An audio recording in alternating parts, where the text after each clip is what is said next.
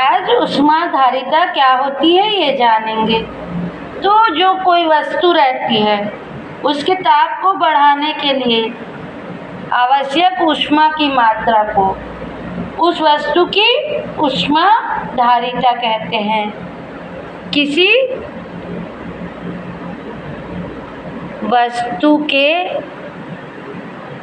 ताप को 1 degree Celsius बढ़ाने के लिए आवश्यक ऊष्मा की मात्रा को उस वस्तु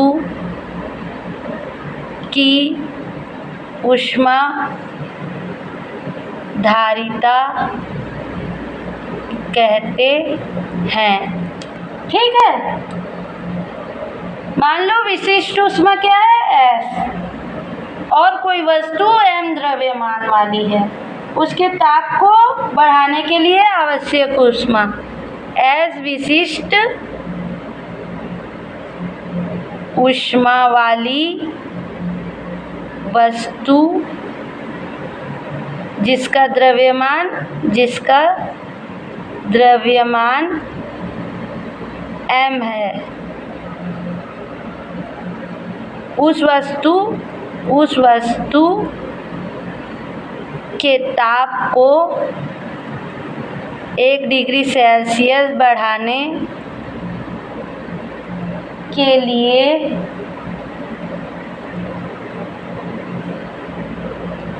आवश्यक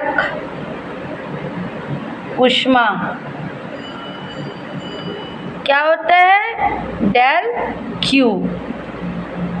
आवश्यक ऊष्मा बराबर होता है MS डेल T, है ना।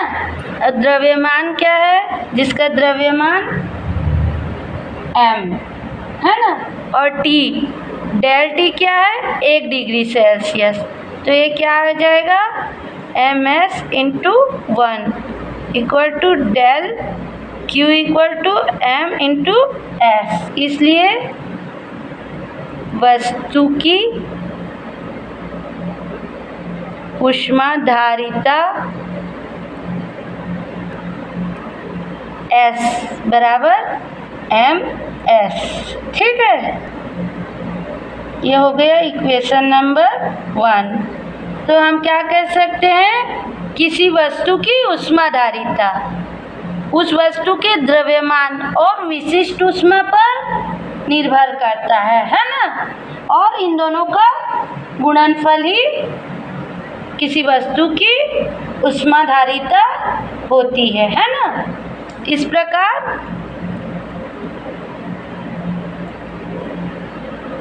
किसी वस्तु की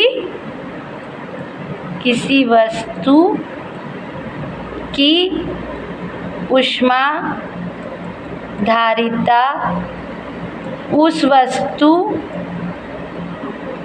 की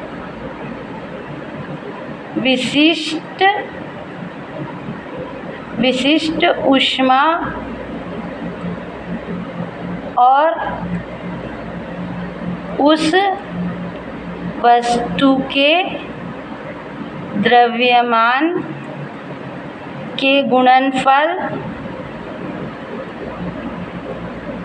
के बराबर होती है। अब सूत्र del Q equal to MS del T, है ना। या यहाँ से क्या लिख सकते हैं, MS बराबर del Q upon del T। अतः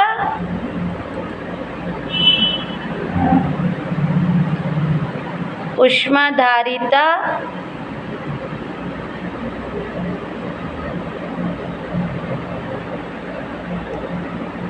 S बराबर MS बराबर del Q upon del T, है ना, या S बराबर del Q upon del T. इस प्रकार किसी